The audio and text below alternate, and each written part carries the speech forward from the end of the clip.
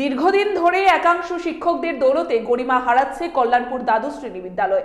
একাংশ শিক্ষক শিক্ষিকা যখন তখন বিদ্যালয়ে আসা যাওয়া করছেন।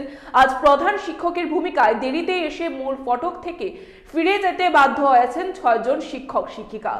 কল্যাণপুর দ্বাদশ শ্রেণী বিদ্যালয় জেলার মধ্যে একটি অন্যতম শিক্ষা প্রতিষ্ঠান হিসেবে স্বীকৃত। তবে সাম্প্রতিক সময়ে বিদ্যালয়ের কয়েকজন গুণধর শিক্ষক শিক্ষিকার দৌলতে একদিকে যেমন শিক্ষার পরিবেশ নষ্ট হচ্ছে, অন্যদিকে বিদ্যালয়ের গরিমা হারাচ্ছে। অভিযোগ, সম্পূর্ণ নিয়ম বহির্ভূতভাবে রাজধানী থেকে বিদ্যালয়ে আসা যাওয়া করতে গিয়ে একাংশ শিক্ষক শিক্ষিকা প্রতিনিয়ত 12টা সাড়ে 12টার দিকে স্কুলে প্রবেশ করেন। অতি সম্প্রতি সংশ্লিষ্ট বিষয় নিয়ে এলাকার বিধায়ক পিনাকি দাস চৌধুরী নিজেও বিদ্যালয়ে ছুটে গিয়ে সংশ্লিষ্ট শিক্ষক শিক্ষিকাদের সময়ের প্রতি গুরুত্ব দেওয়ার জন্য আবেদন জানিয়েছিলেন। তবে বিধায়কের আবেদনেও যে কর্ণপাত করতে রাজি হন না বাহুবলী গোছের একাংশ শিক্ষক শিক্ষিকা, তা আজ আরও একবার প্রমাণিত।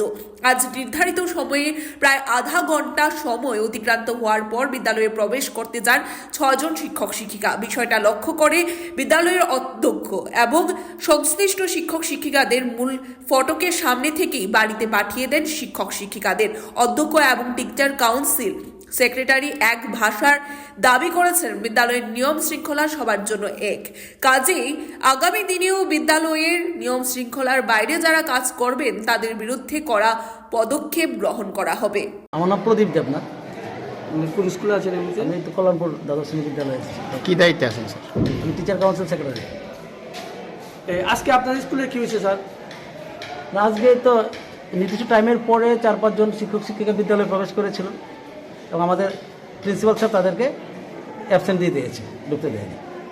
এবং আমাদের কাছে একটা অভিযোগ আছে, দীর্ঘদিন ধরে এই কল্যাণপুর স্কুলে কিন্তু এই শিক্ষক শিক্ষিকাদের একটা অংশ তারা বরাবরের মতো কিন্তু এরকম ইরেগুলার, এবং তারা এমনও সময় আছে তারা 11:30 পৌনে 12টায় অ্যাটেন্ডেন্স সই করে। টিচার কাউন্সিলের সেক্রেটারি হিসেবে আপনি কী বলবেন? না, এরকম হয় না, এরকম আমাদের বিদ্যালয়ে কোনোদিনই হয় না। আমাদের যে শিডিউল টাইমের মধ্যে যারা আসে তারাই সই করে। পরে আসলে আমাদের প্রিন্সিপাল সাহেব তাদেরকে অ্যাবসেন্ট দিয়ে দেন, তারা লিভ প্রেয়ার করে তাদের লিভ স্যাংশন করে, যে লিভ নেয়। কিন্তু পরে আসলে হেডমাস্টার স্যার কাউকে ঢুকতে দেন না বিদ্যালয়ে। এই যে কিছু সংখ্যক শিক্ষক শিক্ষিকাদের এই ধরনের প্রবণতা, এই বিষয়টা আপনি টিচার কাউন্সিলের সেক্রেটারি হিসেবে কি ব্যবস্থা নেবেন?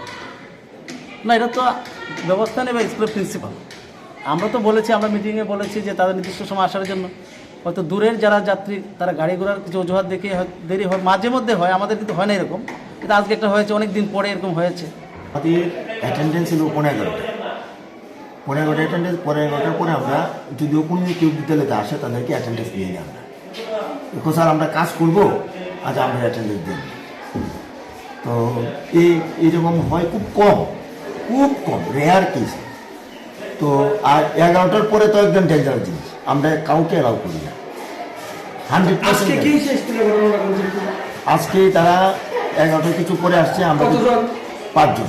কে তারা একজনের নাম অঠিক দাস, একজনের নাম জন্টু দেববর্মা, আর একজন হলো অভিজিৎ সাহা, স্টেফি দেববর্মা আর সুস্মিতা দেববর্মা। আরেকজন দিদিমণি আছে না, এই দুজনেই। আর এই 2 জন দিদিমণি, 3 জন স্যার। ওদেরকে গেটের ভিতরে ঢুকতে দিইনি। ওদের যে আমার লেট হয়ে গেছে, আজকে ঢুকতে পারবে না, আপনারা চলে যান। তারা ঢুকেনি, তারা গেটের সামনে চলে গেছে।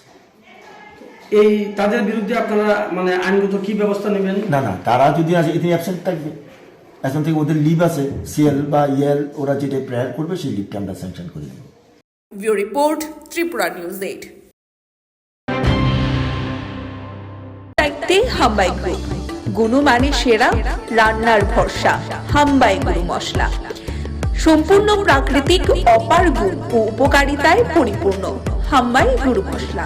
যদি কেমিক্যাল ফ্রি, কালার ফ্রি, প্রকৃত স্বাদের মশলা খেতে চান, তবে আপনার রান্নাঘরে চাই হাম্বাই গুরু মশলা। রান্নায় শুধুমাত্র তোমাকেই চাই হাম্বাই গুরু মশলা।